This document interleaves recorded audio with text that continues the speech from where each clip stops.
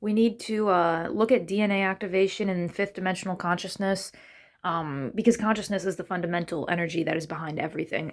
And we need to look at DNA, and we need to look at people who are enlightened, like from Autobiography of a Yogi, or Paul H. Smith, Reading the Enemy's Mind. These two books talk about how we have extrasensory perception, which we obviously do. You have a third eye, it can transcend space and time. And we need to take someone who's fifth dimensional and someone who's like third dimensional, someone who has their psychic powers awakened, their non-physical body awakened, and compare them to a third dimensional person. We need to compare a fifth and a third dimensional person and look at their DNA and look at what DNA is turned on and what DNA is turned on in the enlightened person versus what DNA is not turned on in the third dimensional person. And this will give rise to the junk DNA, perhaps, that is responsible for awakening. Because we need to do the science behind the higher dimensions. We got string theory, we got Carl Sagan, we got a lot of great physicists telling us that, multiple dimensions exist, and they do, and I've seen them. I've seen my parallel timelines. You can read documentaries of, it's especially like past lives. Past lives is beyond space and time. If you can admit that past life regressions exist, then you can see. Sorry, I'm in my pajamas. I just woke up with this theory, hypothesis, whatever you want to call it. Wow, I always have to be so technical, but it's better to be right. But we need to start understanding, and you can read I think it's Drunvalo Melchizedek, for The Ancient Secret of Flower Life, when he talks about DNA awakening. The DNA, he talks about the 12-strand DNA he likes.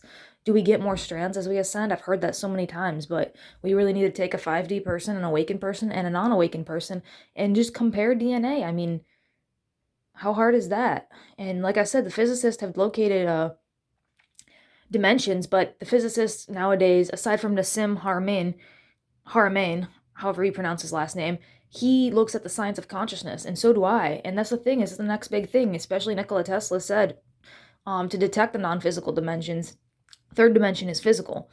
The third dimension is physical, X, Y, Z. This table has X, Y, and Z, and the thing is this is like leading edge science, because people don't realize, like, okay, spiritual people realize that spirituality exists because we've had a personal experience with it. And it's hard to prove personal experience, especially when it's like inside your head. Like if you have a vision in your third eye, how do you prove to someone else you had a vision in your third eye? Well, you can read the books that I suggested and you can see that it's more common than you know. Or you can get your scientists together and detect the third eye and detect the eye cones in the third eye and, the pineal gland. There's so much research done on the pineal gland saying it's the third eye too, or the seat of the soul. I think there's a book called Seat of the Soul. Either way, we need to start looking at, like Nikola Tesla said, study the non-physical. Nikola Tesla said the day we start studying the non-physical, we'll make more advancements in one decade than all previous centuries combined. And I think that's simply why I'm doing the research behind enlightenment, the behind spiritual awakening, because spiritual awakening grants you access to higher dimensional powers. You become higher dimensional. Now you can move along higher dimensional axes. And so what looks like magic to a third dimensional person, go look at Carl Sagan's flatland theory. You could put your hand through a wall, because the wall is only third dimensional. The wall is only third dimensional. If you could access the fourth and the fifth dimension, if you could access the fifth dimension, I believe it is, you could just go walk right through a wall. It's teleportation, it's manifestation. What it is manifestation with the new laws of physics. It's it's always your own mind. Like, you are your own fifth, sixth, seventh, and eighth dimensional counterparts, because as within, so without. Especially when you start doing telekinesis and manifestation or the law of attraction, you realize that you you what am I trying to say? You are one with your reality, and that's like the most ancient text. We all know that.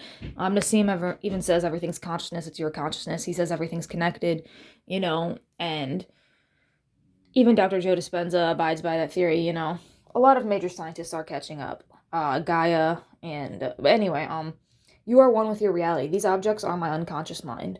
These objects are my mind. These objects are consciousness. They're my consciousness. I'm connected to them. Once you realize you're connected to everything, like, and higher dimensional beings know this.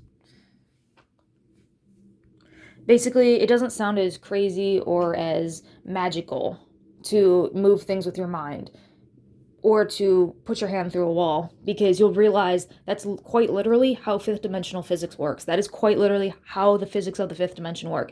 And if one were to resonate on the frequency of the fifth dimensional consciousness, whatever that be, you could do it yourself. And that's the thing, is like, it's hard to show people outside the third dimension if they've never been outside the third dimension.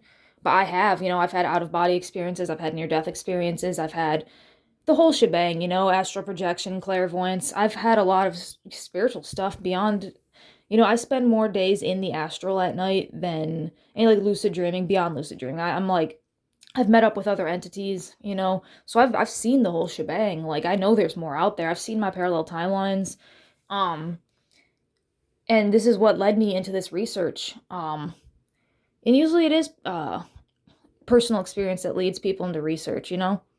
Oh, and past life regression. Someone actually stopped me from having past life regression one time, but I know past life regression exists, so it's like your past life. I want to know where it's stored. I think it's stored in your higher dimensional chakras.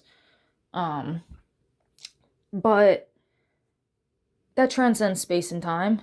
And what is space and time besides the fourth and fifth dimension? Like, I'm just trying to say that we can operate on more than one dimension, which is the third dimension, of course, and we need to detect it, and I think we should look at DNA.